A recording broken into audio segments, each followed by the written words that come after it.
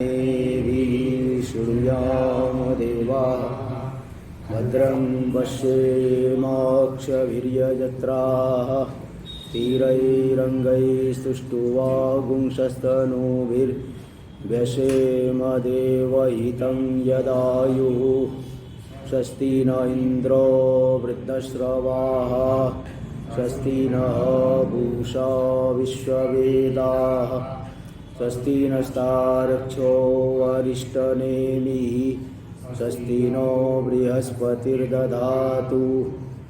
ॐ शान्ति शान्ति शान्ति। शङ्करं शङ्कराचार्यं केशवं सूत्रभाष्य कृतौ वन्दे भगवन्तौ पुनः पुनः। ईश्वरो गुरुरात्मेति मूर्तिभेद व्योमवद्व्याप्तदेहाय दक्षिणामूर्तये नमः। ओम शांति शांति शांति। तो यहाँ पे हम लोग मांडुक्य उपनिषद में विचार कर रहे हैं। इसका द्वितीय जो मंत्र था वो हम विचार कर रहे थे। द्वितीय नहीं, तृतीय मंत्र। तो तृतीय मंत्र जागरित स्थानो बहिष्प्रज्ञ सप्तांग एकोनविंशति मुख स्थूल भूख वैश्वानर प्रथम पाद। जागृत अवस्था वाला जो है, जागृत अवस्था में जिसकी विशेष अभिव्यक्ति होती है, और बहिष्प्रज्ञ जिसकी बाह्य विषय विषयक प्रज्ञा है। बाह्य विषयों में जिसकी प्रज्ञा होती है, बाह्य विषयों को प्रकाशित करने वाला। सप्तांग 7 अंग वाला है। वैश्वानर जो समष्टि वैश्वानर के जो 7 अंग है वही व्यष्टि के भी है। एकोनविंशति मुख 19 उपलब्धि द्वार वाला है। स्थूल विषयों का भोग करने वाला जो वैश्वानर है वही प्रथम पाद है। ये बता दिए थे। इसी तृतीय मंत्र की व्याख्या चल रही थी। तो हम लोग पहुंच गए थे इष्यते च ऐष्यते च ननु भेदवादे। 20 पेज पे टीका में ननु भेदवादे भी नाद्वैत श्रुतिर विरुद्धते। भेदवाद में अद्वैत श्रुति विरुद्ध नहीं है। भेद मान मतलब अभेद क्यों मान रहे हो? भेद मान करके भी अद्वैत श्रुति का उत्पादन किया जा सकता है। जैसे सांख्यादि मत है ना, भेदवाद है। तो बोले अभेद मानने की आवश्यकता नहीं है। बोले अभेद के नहीं मानेंगे तो अद्वैत श्रुति का विरोध होगा। एकमेवा द्वितीयम ब्रह्म। बोले नहीं, भेदवाद में भी अद्वैत श्रुति का कोई विरोध नहीं है। क्यों विरोध नहीं है? ध्यानार्थम अन्नम ब्रह्म इति वद अद्वैतम तत्वम इति उपदेश सिद्धे है। जैसे ध्यान के लिए अन्न में ब्रह्म दृष्टि करके ध्यान करते हैं, पंचाग्नि विद्या में अनग्नि में अग्नि बुद्धि करते हैं, इसी तरह से हम ध्यान करेंगे। अद्वैत ही तत्व है। भेद तो अनंत है, भेद सत्य है, लेकिन तत्व तो अद्वैत ही है। से ध्यान के लिए अद्वैत का कथन किया गया है। तो भेद होने पर भी अद्वैत का उपदेश, अद्वैत की श्रुति, अद्वैत श्रुति कोई विरुद्ध नहीं है। इसलिए अद्वैतम तत्वम इति उपदेश सिद्धे। ध्यान के लिए अद्वैत तत्व है, ऐसा उपदेश की सिद्धि हो जाएगी। इत्याशंका, ऐसी आशंका पूर्व पक्षी कर रहा है, तो उसकी आशंका का उत्थापन करके सिद्धांति उत्तर दे रहे हैं। इष्यते च भाष्य में इष्यते च सर्वोपनिषदांग सर्वात्मैक्य प्रतिपादकत्वम। सभी उपनिषद आत्मा की एकता का प्रतिपादन कर रहे हैं, यह मानना अभिष्ट ही है। तो बोले कैसे? क्योंकि षड्विध लिंगों से उपक्रमोपसंहारा अभ्यासो पूर्वता फलम अर्थवादोपपत्ति च लिंगम तात्पर्य निर्णय। उपक्रम में जो है, जो कथन किया गया है, जैसे यहाँ भी उपक्रम में देखेंगे तो सर्वम एतद् ब्रह्म अयम आत्मा ब्रह्म स्वयं आत्मा चतुष्पाद। सर्वम एतद् ब्रह्म ऐसा कह दिया गया। ओम इत्येतद् अक्षरम इदम सर्वम तस्सो व्याख्यानम ये कह दिया गया। और बीच में भी उसी का प्रतिपादन कर रहे हैं। हाँ, और अंतिम में बताएंगे उपसंहार में कि अमात्र चतुर्थो अव्यवहार्य प्रपंचोपशम शांतस्यु अद्वैतो इत्यादि आएगा अंतिम मंत्र। तो इस तरह से उपक्रमोपसंहार बीच में भी उसी आत्मा का ही निरूपण है, एक अद्वितीय आत्मा का। इसलिए षड्विध लिंग हर जगह मिल जाएंगे। षड्विध लिंगों से एकमेवाद्वितीय ब्रह्म का ही की ही सिद्धि सर्वत्र होती है, इसलिए कोई विरोध नहीं है यहाँ। इसलिए तात्पर्य रूपेण अद्वैत का ही प्रतिपादन हुआ है। इष्यते च सर्वोपनिषदाम सर्वात्मैक प्रतिपादकत्व।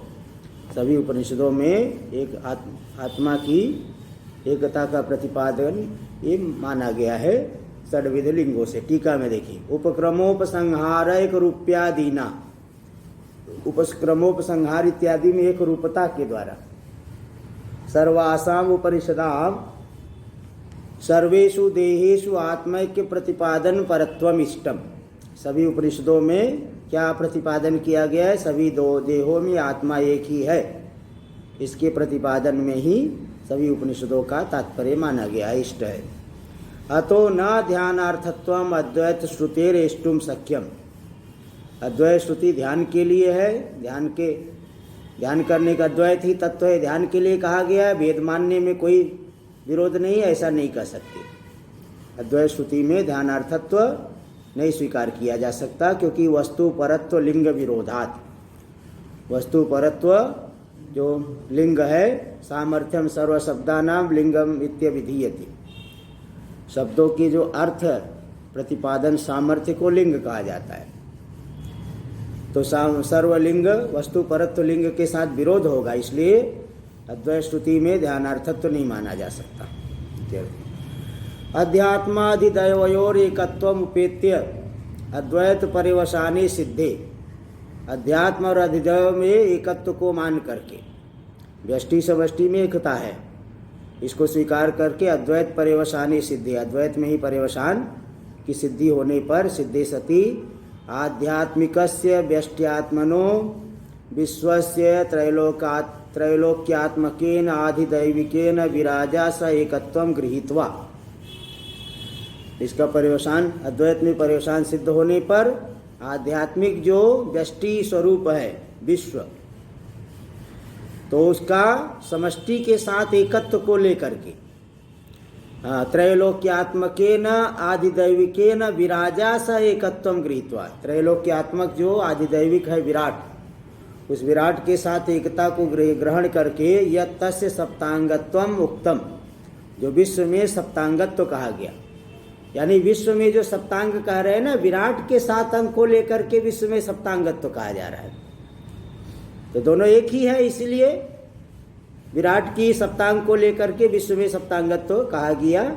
तदा विरुद्धम, वह कोई विरुद्ध नहीं थी, उपसंहारति, ऐसा उपसंहार कर रहे। अत इति भाष्य में, अतो युक्तम एवास्य आध्यात्मिकस्य पिंडात्मनो द्युलोकाद्यंगत्वेन विराट आत्मना आधिदैविकेन एकत्वम अभिप्रेत्य सप्तांगत्व वचनम। इसीलिए क्योंकि विराट और विश्व एक ही है, इसलिए आध्यात्मिक जो पिंडात्मक है विश्व, उसका द्युलोक आदि अंग जो है, अंग वाले जो विराट आत्मना आधिदैविकेन एकत्वम, विराट इस अंग वाले जो विराट आत्मा आधिदैविक है उसके साथ एकत्व है, क्योंकि दोनों में एकता है। इसी अभिप्राय से ही, यानी समष्टि के अंगों को लेकर के व्यष्टि में सप्तांगत्व कह दिया गया है, क्योंकि दोनों में एकता है। इसी अभिप्राय से सप्तांगत्व वचन हुआ है, क्योंकि दोनों में एकता है। आगे टीका में देख लीजिए, अध्यात्माधिदैवयोर एक ऐक्य हेत्वंतरम। अध्यात्माधिदैव में एकता होने में और भी हेतु दे रहे, मूर्धा ते व्यपतिष्यत इत्यादि लिंग दर्शनाच्य। जो 6 ऋषि गए थे राजा के पास, तो 6 ऋषियों ने तो एक एक अंग को ही वैश्वानर मान लिया था। तो राजा ने कहा, अच्छा हुआ तुम मेरे पास आ गए, नहीं तुम्हारी मूर्धा गिर जाती। इस जो है गलत ज्ञान से कोई अगर बोल देता कि देखो तुम व्यष्टि को ही, एक अंग को ही वैश्वानर मान रखे हो, जाओ तुम्हारा सिर गिर जाए, तो तुम्हारा सिर गिर जाता। इस तरह का प्रसंग आया है। तो मूर्धा ते व्यपतिष्यत इत्यादि लिंग दर्शनाच्य, इत्यादि लिंग जो है ज्ञापक शब्द देखा गया है। यदि मेरे पास नहीं आते तुम अंधे हो जाते, तुम्हारा सिर गिर जाता, तुम्हारा जो है पैर टूट जाता, इस तरह से अलग, क्योंकि पाद को ही अगर वैश्वानर मान के रखे हो तो पैर टूट जाएगा, पंगु हो जाओगे। केवल जो है चक्षु को ही वैश्वानर मान के रखे हो तब तो अंधे ही हो जाओगे। इस तरह से वहाँ जो कहा गया है, तो देखो समष्टि का व्यष्टि के साथ अभेद, समष्टि में ऐसा चिंतन करे, गलत चिंतन करे तो व्यष्टि को नुकसान हो रहा है, तो मतलब दोनों में एक एकता है, इससे भी सिद्ध हो रहा है। टीका में देखिए दे रहे, दिवादित्यादिकं वैश्वानरावयवं वैश्वानर बुद्ध्या ध्यायतो, द्युलोक आदित्य आदि को जो कि वैश्वानर के अवयव है, उन अवयवों को वैश्वानर बुद्धि से ध्यान करने वाले व्यक्ति को जिज्ञासया पुनरखंडम अखंड पक्षम उपगतस्य, जिज्ञासा से जो है पुनः अखंड पद को जो माने है उपगतस्य, तो ध्याय तो जिज्ञासया पुनरखंड पक्षम उपगतस्य मूर्धा ते व्यपतिष्यत।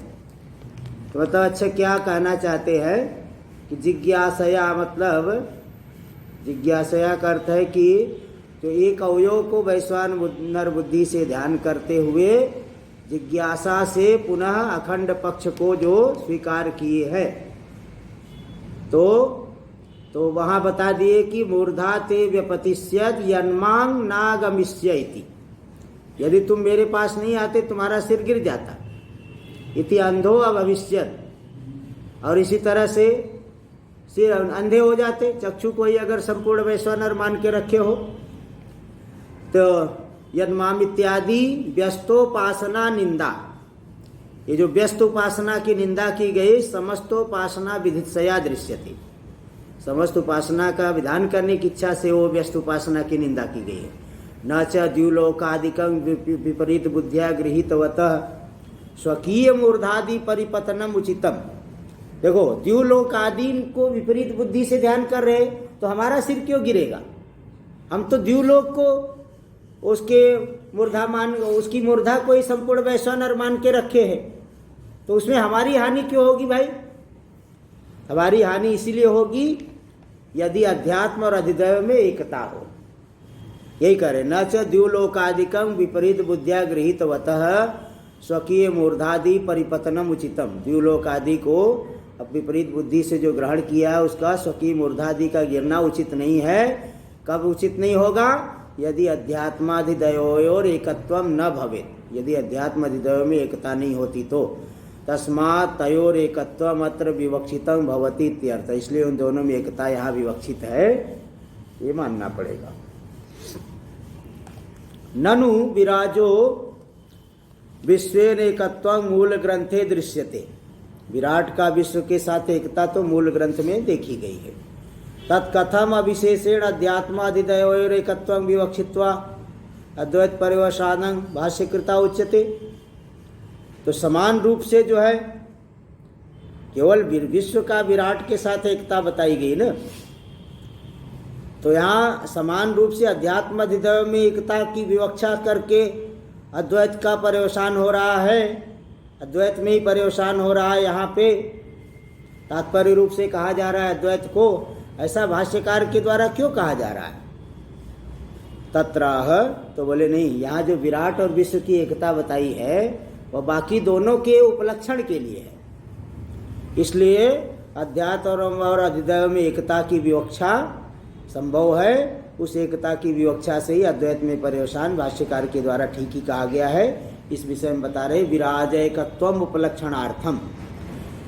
विराट की विश्व के साथ एकता उपलक्षण के लिए है। हिरण्यगर्भ और तेजस की भी एकता है, अव्याकृत आत्मा ईश्वर और प्राज्ञ की भी एकता है।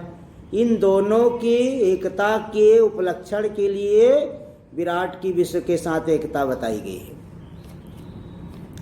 और इस बात को मधु ब्राह्मण में कहा भी गया है। उत्तम चैतन मधु ब्राह्मणे, मधु ब्राह्मण में कहा गया। मधु ब्राह्मण छांदोग्य में भी आया, बृहदारण्यक में भी आया।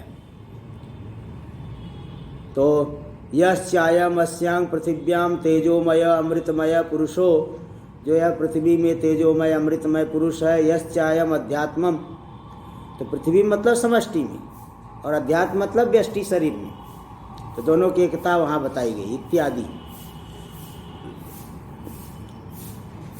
सुषुप्ता व्याकृतयोस्तु एकत्वम सिद्धमेव, सुषुप्त और अव्याकृत में, सुषुप्त जो प्राज्ञ और अव्याकृत यानी ईश्वर, इन दोनों में एकता तो सिद्धमेव, सिद्धि है, क्योंकि वहाँ तो कोई विशेषता है नहीं। ईश्वर में उस दशा में तो कोई संसार आदि है नहीं, तो सुषुप्त और अव्याकृत में तो एकता तो सिद्धि है और निर्विशेष होने से एवं च सती एतत् सिद्धं भविष्यति, इस तरह से ये बात सिद्ध हो जाती है। सर्वद्वैतोपशमे च अद्वैतम इति, संपूर्ण द्वैत का उपशम होने पर अद्वैत की सिद्धि हो जाती है। टीका में देखिए, यन मुखतो विराजो विश्वेन एकत्वम दर्शितम, मुखता यानी शब्देन, शब्द के द्वारा विराट की विश्व के साथ जो एकता दिखाई गई, तत्व हिरण्यगर्भस्य तेजसेन अंतर्यामिणस्य अव्याकृतोपहितस्य प्राज्ञेन स एकत्वस्य उपलक्षणार्थम, वह हिरण्यगर्भ का तेजस के साथ और अंतर्यामी जो अव्याकृत उपाधि वाले हैं उनका प्राज्ञ के साथ एकता के उपलक्षण करने के लिए ही विराट का विश्व के साथ एकता बताई गई है। अतो मूल ग्रंथेपि अविशेषेण अध्यात्माधिदयोर एकत्वं विवक्षितम, फिर मूल ग्रंथ में भी समान रूप से अध्यात्म और अधिदय में एकत्व विवक्षित है। इति अद्वैत पर्यवसान सिद्धि, इसलिए अद्वैत में ही पर्यवसान हो जाएगा, कोई दोष नहीं है। अध्यात्मादिदैवयोर यदेकत्वम इहोच्यते तन मधु ब्राह्मणे भी दर्शितम, अध्यात्म अधिदैव में जो एकता कही गई यहाँ पे, उस बात को मधु ब्राह्मण में भी दिखाया गया। क्या उक्तम च तत् मधु ब्राह्मणे, इस बात को मधु ब्राह्मण में भी दिखाया गया है। अधिदैवम अध्यात्मम चैक रूपम निर्देशम कृत्वा प्रतिपर्यायम अयम एव स इति अभेद वचनात्, अध्यात्म और अधिदैव में एक रूप से निर्देश करके, एक रूप से क्या नहीं, तेजोमयत्व, तेजोमय पुरुष अमृतमय पुरुष दोनों जगह कहा गया, एक रूप से दोनों का निर्देश करके प्रतिपर्यायम अयम एव स, जो पृथ्वी में है वही यहाँ शरीर में है, जो तेज चक्षु आदित्य में है वही चक्षु में है, इस तरह से अयम एव स इस तरह से अभेद वचन कहा गया। इसलिए एकत्वम अत्र विवक्षितम, व्यष्टि समष्टि में एकता विवक्षित है। ननु विश्व विराजो स्थूलाभिमानित्वात्, बोले विश्व और विराट तो स्थूल के अभिमानी है, और तेजस हिरण्यगर्भयोश्च सूक्ष्माभिमानित्वात्, और तेजस और हिरण्यगर्भ तो सूक्ष्म के अभिमानी, इसलिए उसमें एकत्व तो युक्त है। तो स्थूल की एकता के अभिमान को लेकर के, सूक्ष्म के अभिमान को लेकर के व्यष्टि समष्टि में एकता जो है युक्त है। लेकिन ये जो प्राज्ञ और अव्याकृत ईश्वर है, इसमें एकता कैसे होगी? उनमें कोई धर्म ही नहीं है। युक्त हाँ, प्राज्ञ अव्याकृतयोस्तु केन साधर्मेण एकत्वम, प्राज्ञ और अव्याकृत में किस समान धर्म को लेकर के एकता होगी? तत्राह, इस विषय में कह रहे हैं कि सुषुप्त व्याकृतयोस्तु एकत्वम सिद्धमेव निर्विशेषत्वात्, प्राज्ञो ही सर्वं विशेषम उपसंहृत्य निर्विशेष सुषुप्ते वर्तते, प्राज्ञ जो है सभी स्थूल सूक्ष्म जितनी भी विशेषता है उन सबको छोड़ करके निर्विशेष रूप से सुषुप्ति में वर्तमान रहता है। और प्रलय दशायाम अव्याकृतम च निशेष विशेषम स्वात्मनि उपसंहृत्य, अव्याकृत जो ईश्वर है वह भी प्रलय दशा में संपूर्ण विशेषताओं को अपने स्वरूप में उपसंहार करके निर्विशेष रूपम तिष्ठति, निर्विशेष रूप से स्थित हो जाते हैं। तेन उक्तम सामर्थ्यं साधर्म्यं पुरोधा, इसलिए उक्त साधर्म्य को आगे करके तयोर ऐक्यम अविरुद्धम, दोनों में एकता जो है, निर्विशेष रूपता दोनों में समान है, इसलिए एकता में कोई विरोध नहीं है। अध्यात्माधिदैवयोर एकत्वे प्रागुक्त न्यायेन प्रसिद्धे सति, अध्यात्म और अधिदैव में एकता जो है प्रागुक्त न्याय से प्रसिद्ध होने पर उपसंहार प्रक्रिया सिद्धम अद्वैतम, उपसंहार प्रक्रिया से अद्वैत सिद्ध हो रहा है। इति फलितम है एवं च, इस बात को यही फलित हो रहा है। एवं च सती दे दिए कि सिद्धम भवति भविष्यति सर्वद्वैतोपशमे च अद्वैतम, संपूर्ण द्वैत का उपशम होने पर द्वैत सिद्ध हो जाए, अद्वैत सिद्ध हो जाएगा। टीका में देखिए, तच्चाद्वैतम प्रतिबंध ध्वंस मात्रेण न स्फुरति, वो जो अद्वैत है प्रतिबंध के हट जाने मात्र से नहीं, अगर प्रतिबंध के हटने मात्र से स्फुरित हो जाए तब तो उस निद्रा में जाते ही सब मुक्त हो जाए। निद्रा में देखो कोई प्रतिबंध नहीं है, इसलिए पंचदशीकार ने क्या कहा है, संसार का बाध का मतलब उसको दिखाई नहीं पड़ना, ये बाध नहीं है। और कोई अंधा है, रूप नहीं दिख रहा है तो रूप का बाध हो गया क्या? ना प्रतीति स्तयोर बाध किंतु मिथ्यात्व लक्षण, प्रतीति नहीं होना बाध नहीं है, प्रतीत होने पर भी मिथ्या जानना ये बाध है। दिखने पर भी दिख रहा है लेकिन सत्य नहीं है, इस दशा में आना पड़ेगा। बिना इस दशा में आए हुए मुक्ति नहीं होगी। यही बात यहाँ अंतिम पंक्ति में बता रहे हैं कि तच्चाद्वैतं प्रतिबंध ध्वंस मात्रेण न स्फुरति, वह जो अद्वैत है प्रतिबंध के ध्वंस मात्र से स्फुरित नहीं होता। प्रतिबंध ध्वस्त हो गया, ध्वस्त तो हर दिन निद्रा में हो रहा है, इसलिए उस ध्वंस होने मात्र से स्फुरित नहीं होगा। किंतु वाक्यादेव आचार्योपदिष्टात्, किंतु आचार्य के से उपदिष्ट वाक्य से ही उसका स्फुरण होगा, क्योंकि अज्ञान बाधित हो जाएगा, संसार बाधित हो जाएगा। तो मिथ्या जानने, संसार को मिथ्या जानने से अद्वैत का स्फुरण होगा। ये नहीं लीन हो गया तो थोड़े समय के लिए, 6 घंटे के लिए, वो उससे नहीं होगा। ना प्रतीति स्तयोर बाध, तयोर मतलब नाम रूपयो, नाम रूप का प्रतीति नहीं होना बाध नहीं है, किंतु मिथ्या जान लेना बाध है। पंचदशी में श्लोक आया है। इति वक्तुम च शब्द, इसी को दिखाने के लिए च सर्वद्वैतोपशमे चाद्वैतम, च शब्द यहाँ आया। च शब्द से ही आया, बता दिए कि प्रतीति नहीं होना ये आवश्यक नहीं है, बल्कि उसको मिथ्या जानना। पूरा संसार दिखते रहे लेकिन मिथ्या रूप से जाने, तभी बात होगा। यही यहाँ बता दिए। द्वितीय पादम अवतार्य, एक पाद की मतलब जो प्रथम पाद है आत्मा का, जो कि वैश्वानर, विश्व से अभिन्न वैश्वानर जागृत अवस्था वाला, उसकी व्याख्या कर दी। द्वितीय पादम अवतार्य व्याचष्टे, द्वितीय पाद का आरंभ करके अब इसकी व्याख्या करेंगे। व्याख्या करते हैं तो पहले तो मंत्र ही देख लीजिए। चतुर्थ मंत्र, स्वप्न स्थानो अंतः प्रज्ञ सप्तांग एकोनविंशति मुख प्रविभुक्त भूक तैजसो द्वितीय पाद। स्वप्न स्थानो, स्वप्न स्थानम अस्येति स्वप्न स्थान, स्वप्नावस्था ही जिसकी अभिव्यक्ति का स्थान है। अलग अलग जगह पे अलग अलग चीज़ें की जाती है। जागृत में जो है, जैसे हम लोग स्थूल विषयों का भोग करें, स्वप्न में सूक्ष्म। जैसे घर में भी देखिए कई कमरे रहते हैं, लोग एक कमरे में मेहमानों से मिलने के लिए बना के रखे हैं, एक कमरे में सोने के लिए, किचन जो है अलग है, अलग अलग 3 ऐसे बना रखे हैं। ऐसे यहाँ जो है आत्मा भी तीन कमरे में घूम रहा है, जागृत स्वप्न सुषुप्ति। तो स्वप्नावस्था है स्थान जिसका, स्वप्नावस्था में जो विशेष रूप से प्रकट होता है तेजस नाम का चेतन, इसलिए स्वप्न स्थान हो गया। अंतः प्रज्ञा, अंतः प्रज्ञा यस्य, जिसकी प्रज्ञा अंतर है, भीतर है, भीतर ही नाड़ियों में ही संपूर्ण विषयों को देख ले रहा है, बाहर जाने की आवश्यकता नहीं। संस्कार के माध्यम से स्वप्न दर्शन हो रहा है। अंतः प्रज्ञा, सप्तांग 7 अंग है, तो जैसे विश्व के 7 अंग है, विश्व के भीतर ही तो तेजस है। सांचा जिस आकार का है, ईंट भी उसी आकार की बनेगी। इसीलिए देखिए वहाँ पे तैत्तरीयोपनिषद में अन्नमय कोश पुरुषाकार है,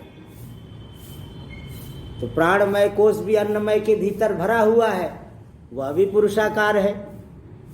मनोमय कोश भी उस प्राणमय के भीतर भरा हुआ है, वह भी पुरुषाकार है। विज्ञानमय आनंदमय पांचों के पांचों पुरुषाकार है। तो भाई बर्तन, बड़े बर्तन में जैसे छोटे छोटे रखते चले जाओ, समान आकार वाले बर्तन है तो एक बर्तन में 10 बर्तन भर के रख देते एक जगह पे, 20-30 गिलास को एक साथ में रख सकते हो। ऐसे ही स्थूल शरीर के भीतर सूक्ष्म शरीर भरा हुआ है। तो स्थूल शरीर 7 अंग वाला है, सूक्ष्म शरीर भी तो 7 अंग वाला है। स्थूल का अभिमानी 7 अंग वाला है तो सूक्ष्म का अभिमानी भी 7 अंग वाला है, क्योंकि स्थूल के भीतर ही सूक्ष्म है। 19 मुख 19 से उपलब्धि के द्वार वाला है, वो तो सूक्ष्म शरीर में ही होते हैं। और प्रविभुक्त भोग मतलब सूक्ष्म भोग करने वाला, वासना से स्फुरित होने वाले विषयों का वह भोग करता है। प्रविभुक्त यानी सूक्ष्म, प्रविविक्त यानी सूक्ष्म, सूक्ष्म विषयों का भोग करने वाला जो तेजस नाम का चैतन्य है। तेजसो द्वितीय, तेजस यानी वासना, वासना में शरीर वाला होने से इसको तेजस कह देते हैं। तो तेजसो द्वितीय पाद, द्वितीय पाद हो गया आत्मा का। देख लीजिए भाष्य में, स्वप्न स्थानम अस्य तेजसस्य स तेजस स्वप्न स्थान है। स्वप्न स्थान है जिस इस तेजस का, इसलिए स्वप्न स्थान वाला। तो जागृत प्रज्ञा, टीका में देख ले, स्थानम पूर्वत, स्थान की व्याख्या पूर्व के समान कर लेना। पूर्व में स्थान का बता दिए थे ना, अभिव्यक्ति स्थान, स्थान का अर्थ दिए थे टीका में, स्थानम अस्य इति अभिमानस्य विषय भूतम। स्थान का अर्थ है अभिमान का जो विषय भूत है। टीका में दे दिए, स्थानम का पूर्वत, पूर्वत यानी स्थानम का अर्थ अभिमानस्य विषय भूतम। स्वप्न है अभिमान का विषय जिसका, स्वप्नावस्था में जो अभिमान करने वाला है तो स्वप्न स्थान वाला हो गया। इसलिए दोबारा अर्थ याद दिला रहे, द्रष्टुर ममाभिमानस्य विषय भूतम। जो मैं दृष्टा हूँ उस मुझ दृष्टा के अभिमान का विषय भूत है स्वप्न, तो स्वप्न स्थान वाला हो गया वह दृष्टा। इति यावत् स्वप्न पदार्थम निरूपयितुम तत्कारणम निरूपयति। पहले स्वप्न पदार्थ का निरूपण बोध कराने के लिए पहले स्वप्न के कारण का यहाँ निरूपण करे, जागृत इत्यादि ना। भाष्य में, जागृत प्रज्ञा अनेक साधना, जागृत प्रज्ञा जो बुद्धि ज्ञान होता है अनेक साधन वाली है, अनेक साधनों से जागृत प्रज्ञा होगी। बहिर्विषयायु अवभासमाना, बहिर्विषय वाली मालूम पड़ती है, बाह्य विषय का उसमें संबंध रहता है, बाह्य विषय वाली मालूम पड़ती है। मनस्पंद मात्रा, मन के स्पंद मात्र है, मन की तरंग, मन का जो है परिणाम मात्र है। मनस्पंद मात्रा सती तथा भूतम संस्कारं मनसी आधत्ते, उसी प्रकार के संस्कार को मन में ही वह उत्पन्न करती है जागृत प्रज्ञा। टीका में देख लीजिए, तस्या स्वप्नाद वैधर्म्यार्थं विशेषणम् आह। जागृत प्रज्ञा का स्वप्न से वैधर्म्य दिखाने के लिए विशेषण दे रहे कि अनेक साधना, जो जागृत प्रज्ञा अनेक साधन वाली है। बहिर्विषयायो भासमान अनेकानि विविधानि साधनानि करणानि यस्या सा, तथा विविध प्रकार के साधन ही करण है जिस प्रज्ञा के लिए। तो जागृत में जो ज्ञान होता है नाना प्रकार के इंद्रियों के माध्यम से ज्ञान हो जाता है, इसलिए अनेक साधना बहिर्विषयायो अभासमाना। विषय द्वारकं वैषम्यम दर्शयति, विषय के माध्यम से जो विषमता को दिखा रहे हैं। बहिर्विषयायु अवभासमान, बाह्य से शब्दादिर विषयस्य अविद्या विवर्तत्वेन, बाह्य जो शब्दादि है, हाँ शब्दादि जो विषय है वो तो क्या है, अविद्या के परिणाम है। इसलिए वस्तु तो अभावात, अविद्या के परिणाम होने से वास्तव में वो नहीं है। अज्ञान से जो वस्तु बन रही तो वास्तव में नहीं है। इसलिए न तद विषयत्वम अपि यथोक्त प्रज्ञाया वास्तवत्वम। इसलिए बाह्य प्रज्ञा जो है, जागृत प्रज्ञा विषय विषया है यह भी नहीं कह सकते कि, क्योंकि जब विषय ही सत्य नहीं है तो विषय विषयकत्व तो कहाँ से सत्य होगा। विषय ही सत्य नहीं तो विषय विषयक ज्ञान, वह ज्ञान कहाँ से सत्य हो गया। विशेषण के मिथ्या होने से विशिष्ट भी मिथ्या हो गया, है ना। जैसे जो है दाल में डाल दिए, ओ क्या डाल दिए कि वो होता है ना, वो बड़ा सुगंध आता है, हींग। हींग, अब सड़ा हुआ हींग डाल दोगे तो पूरी दाल ही खराब हो जाएगी। सड़ा हुआ हींग डाल दिए तो दाल ही नहीं खा पाओगे। अब ज्ञान तो सत्य है, लेकिन विषय जब मिथ्या है तो विषय विशिष्ट ज्ञान भी तो मिथ्या ही हो गया। तो बस ऐसे ही समझना। तो यहाँ पे बाह्य शब्दादि विषय जो है अविद्या के विवर्त है, इसलिए वास्तव में नहीं है। इसलिए तद विषयत्वम अपि यथोक्त प्रज्ञाया वास्तवम, न तद विषयत्वम अपि यथोक्त प्रज्ञाया वास्तवम। यथोक्त प्रज्ञा में, जागृत प्रज्ञा में विषय बाह्य विषयत्व भी वास्तव नहीं, किंतु प्रातीतिकम, किंतु प्रातीतिक ही है। इति अभिप्रेत्य उक्तम इव, इसी अभिप्राय से बहिर्विषया इव अवभासमाना, इव यहाँ दिया गया। न च यथोक्ता प्रज्ञा प्रमाण सिद्धा। यथोक्त जो प्रज्ञा है, जागृत प्रज्ञा, वह प्रमाण से सिद्ध नहीं है, क्योंकि तस्या अनवस्थानात्, तस्या प्रमाण सिद्धत्व अंगीकार करोगे तो अवस्था अवस्थित नहीं हो पाएगा। तो किससे सिद्ध करना चाहोगे? हाँ, प्रमाण से सिद्ध करना चाहोगे। एक की सिद्धि के लिए दूसरे प्रमाण, उसकी सिद्धि के लिए वो कैसे सिद्ध हुआ, तीसरा लाओ, अनवस्था दोष हो जाएगा। तेन साक्षी वेद्या सा, इसलिए वह जो बाह्य प्रज्ञा है साक्षी वेद्य ही मानना पड़ेगा। इसी विवक्षा से कह रहे अवभासमाना। अवभासमाना का अर्थ कर दिए 3 नंबर टिप्पणी में, साक्षी भाष्या इत्यर्थ, साक्षी भाष्य है। द्वैत तत्प्रतिभासयोर वस्तुतो असत्वे हेतुम सूचयति। द्वैत और द्वैत के प्रतिभास में, द्वैत और द्वैत का जो प्रतिभास है वास्तव में नहीं है, हो ही नहीं सकता है। भाई जब सर्प ही नहीं है तो सर्प का ज्ञान भी तो मिथ्या ही है। द्वैत और द्वैत का प्रतिभास वास्तव में सत्य नहीं है। इसमें हेतु की सूचना दे रहे, मन स्पंदन मात्रा सती, मन की स्पंदन मात्रा होते हुए, तथा विधम संस्कारं मनसी आधत्ते, मन का परिणाम मात्र होते हुए उसी प्रकार के संस्कार को मन में उत्पन्न कर देती है जागृत प्रज्ञा। और जागृत के संस्कारों से ही फिर स्वप्न देखता है।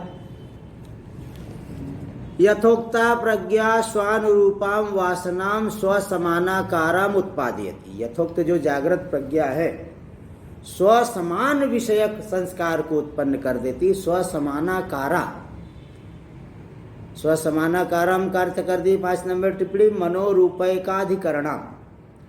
मनोरूपी एक अधिकरण में समान विषय को वह संस्कार को उत्पन्न कर देगी, बाह्य विषयों का अनुभव जो जागृत में हम करते हैं। तो इससे क्या होगा? इत्याह तथा भूतम, तो उसी से स्वप्न होगा। तो तथा भूतम संस्कारं मनसी आधत्ते, उस जागृत प्रज्ञा जो इसी प्रकार के संस्कार को मन में उत्पन्न कर देती है। जागृत वासना वासितं मनो जागरित वद अवभासते स्वप्न द्रष्टु। जागृत की वासना से वासित जो मन है जागृत के समान ही भाषित होता है स्वप्न दृष्टा को। इति एष्टव्यं मनसैव वासनावते वत स्वप्ने विषयत्वात्। इसलिए यही मानना पड़ेगा वासना वाला मन ही स्वप्न में विषय बना हुआ है, अतिरिक्त विषयाभावात्। अतिरिक्त क्योंकि दूसरा अतिरिक्त विषय है नहीं, इसलिए वह मन ही विषयाकार से परिणत हो गया, मन के संस्कार से विषयाकार परिणाम हो गया है। इत्या तथा संस्कृतम, इसी बात को दिखा रहे, तन मनस तथा संस्कृतम, वह मन जो है उस संस्कार से युक्त हो गया।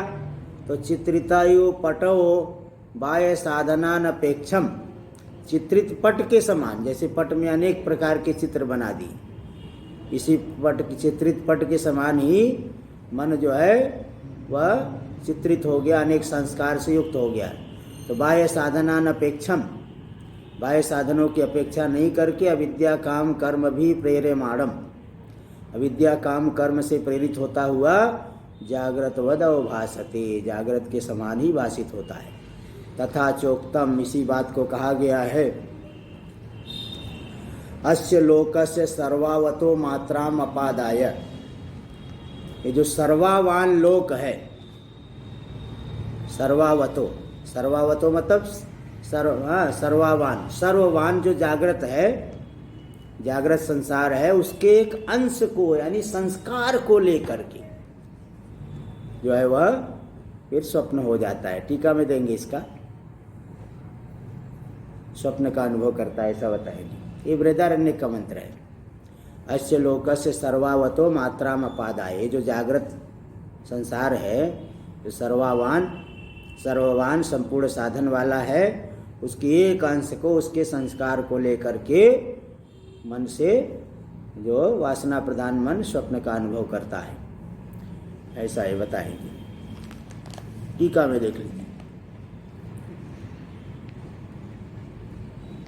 जागृत वासना वासितं मनो, जागृत वासना से वासित हो गया जो मन, वह जागरित संस्कृतम तद्वत भाति, जागृत अवस्था से संस्कृत हो करके, उसके संस्कार से युक्त हो करके तद्वत उसी के समान भाषित होता है। इत्यत्र दृष्टान्तम आह चित्रिता यो पटो, इसी पट चित्रित हो गया, चित्र में जैसा दिख रहा हो हिरण आदि है, वो हिरण जैसा मालूम पड़ेगा, चित्र है लेकिन हिरण जैसा मालूम पड़ रहा है। यथा पटस चित्रितस चित्रवत भाति, पट चित्रित हो गया, चित्र वाला मालूम पड़ता है, पट नहीं दिखता है, पट ढक गया, चित्र ही दिखता है। तथा मनो जागरित संस्कृतम तद्वद भाति इति युक्तम, इसी तरह से मन जागृत अवस्था से संस्कृत होकर के उसी के समान भाषित होता है, मानना युक्त है। स्वप्नस्य जागरिताद वैधर्म्यम सूचयति, जागृत अवस्था से विधर्म, वैधर्म है, विरुद्ध धर्म है स्वप्न में, इसको सूचित कर रहे हैं कि बाह्य साधनानपेक्षम, जागृत में तो बाह्य साधनों की अपेक्षा है, इंद्रिय आदि की आवश्यकता है, विषय की आवश्यकता है, लेकिन वहाँ पे इंद्रिय आदि की अपेक्षा से रहित होकर के ही वहाँ पे दिखाई पड़ता है, प्रपंच मालूम पड़ता है। बाह्यति यथोक्तस्य मनसो जागरितवद अनेकधा प्रतिभाने कारणांतरमा, यथोक्त जो मन है जागृत के समान अनेक प्रकार से उसका प्रतिभान होता है, इसमें कारणांतर दे रहे अविद्येति, भाष्य में देख लीजिए। अविद्या काम कर्म भी प्रेर्यमाणम, अविद्या काम कर्म से प्रेरित होता हुआ जागृत के समान ही वह मन भाषित होता है। यदुक्तं स्वप्नस्य जागरित जनित वासना जन्यत्वम, स्वप्नावस्था जो है जागृत के संस्कारों से, जागृत से जनित जो संस्कार से जन्य है स्वप्न, इसमें बृहदारण्यक श्रुति को प्रमाण रूप से प्रस्तुत करे। तथा च उक्तम, इस बात को कहा गया है श्रुति में। क्या कहा गया? अस्य लोकस्य सर्वावतो मात्राम अपादाय, इसका टीका में अर्थ अस्य लोकस्य इति जागरितोक्तिस, लोग इस लोक से ले रहा जागृत अवस्था को, जागृत के जो पदार्थ है, और तस्य विशेषणम सर्वावत, सर्वावान है ना, सर्वा साधन संपत्ति रश्मिन अस्ति इति सर्वावान, सर्ववान पहले बनेगा, सर्ववान एवं सर्वावान, स्वार्थ में जो है थोड़ा दीर्घ हो गया। तो संपूर्ण साधन संपत्ति वाला यह जो जागृत लोक है, तस्य मात्रा लेशो वासना, उसका सूक्ष्म संस्कार, ताम अपादाय अपच्छिद्य गृहीत्वा, उस सूक्ष्म संस्कार को लेकर के स्वपिति यानी वासना प्रधानं स्वप्नम अनुभवति, वासना की प्रधानता वाले स्वप्न का अनुभव करता है। यत्तु स्वप्न रूपेण परिणतं मन, जो स्वप्न रूप से परिणत है मन, साक्षिणो विषयो भवति, साक्षी इसका विषय बनता है, इति तत्र श्रुत्यंतरम दर्शयति, इस विषय में अन्य श्रुति को भी प्रमाण दे रहे हैं कि तथा इति भाष्य में। तथा परे देवे मनस्से की भवती, पर देव मन में एकीभूत हो जाता है सब। ये भी एक श्रुति है, सुसुप्ति। ये शायद हाँ, ये प्रश्नोपनिषद का है। प्रश्नोपनिषद में परे देवे मनसी एकी भवति तस्मै होवाच यथा गार्ग्य, ऐसा इस तरह से वहाँ पे प्रश्नोपनिषद में आया है। टीका में परत्वम, अच्छा एक पंक्ति है कि यत्तु स्वप्न रूपेण परिणतम मन, जो स्वप्न रूप से परिणत हुआ मन वह साक्षी का विषय बनता है। साक्षिणो विषय भवति तत्र श्रुत्यंतरम दर्शयति। इसी अर्थ में अन्य श्रुति को प्रमाण रूप से प्रस्तुत करे। प्रश्नोपनिषद की श्रुति बता रहे तथा इति, तथा परे देवे मनस एकी भवति प्रस्तुत्य, ऐसा प्रस्तुत करके प्रकरण आरंभ करके अत्रैष देव स्वप्ने महिमानम अनुभवति, इसी अवस्था में यह देव, यहाँ देव शब्द से अर्थ है मन, यह जो मन है स्वप्नावस्था में अपनी महिमा का अनुभव करता है। इति अथर्वणे, यहाँ अथर्वण में प्रश्नोपनिषद में कहा गया है, अथर्ववेद की प्रश्नोपनिषद में। टीका में देखिए परे देवे मनसी, तो मन को पर क्यों कह दिए? परत्वं मनसस् तदुपाधित्वाद्वा, मन में परत्व कहाँ से आया? परमात्मा पर की उपाधि होने से, पर की उपाधि होने से उसको पर कह दी। राजा के नौकर को भी राजा कह देते लोग, तो पर की उपाधि को भी पर कह देते हैं। परत्वा तदुपाधित्वाद्वा साधारण करणत्वाद्वा, साधारण करण है। अन्यत्र मना अभुवम न किंचित अवेदिशम न किंचित अश्रवम, अन्यत्र मन वाला था, मैं कुछ नहीं जाना, कुछ नहीं देखा, कुछ नहीं सुना। ये सभी इंद्रियों के प्रति साधारण करण है, इसलिए मन में परत्व है। द्योत देव देव परे देवे, देव क्यों कह दिया? देवत्वम द्योतनात्मकत्वा, द्योतनात्मक है, प्रकाशक, प्रकाश रूप है, इसलिए देव कह दिया गया। तन मनो ज्योतिरिति, इंद्रियों का राजा है ये मन, तो इसलिए भी देव कह सकते हैं। देव शब्द से द्योतनात्मक, जो प्रकाशमान है ना, प्रकाशक है, प्रकाश रूप है।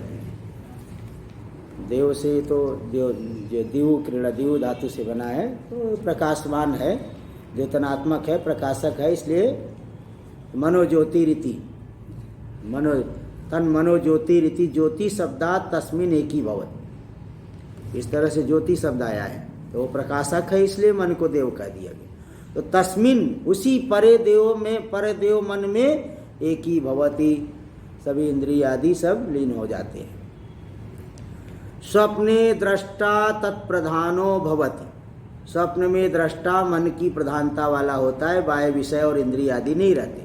इति स्वप्नम प्रकृति, इस तरह से स्वप्न का प्रकरण आरंभ करके अत्र स्वप्ने स्वप्रकाशो दृष्टा महिमानं मनसो विभूति, स्वप्रकाश जो दृष्टा है अपनी महिमा का अनुभव करता है, यानी मनसो विभूति, मन का जो विस्तार है, ज्ञान गे परिणाम लक्षणाम साक्षात करोति, ज्ञान गे परिणाम रूपी, ज्ञान गे और परिणाम यानी वृत्ति, इस स्वरूप वाली उस विभूति का विस्तार का साक्षात्कार कर लेता है।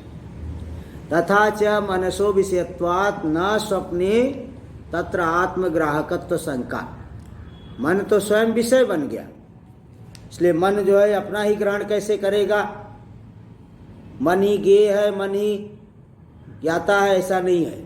मन ही मन को ग्रहण कैसे करेगा? नहीं करेगा, इसलिए आत्मग्राहकत्व शंका नहीं, वो तो स्वयं विषय बन गया है, प्रकाशन साक्षी करता है। चलो आगे अगले पाठ में द्वितीय।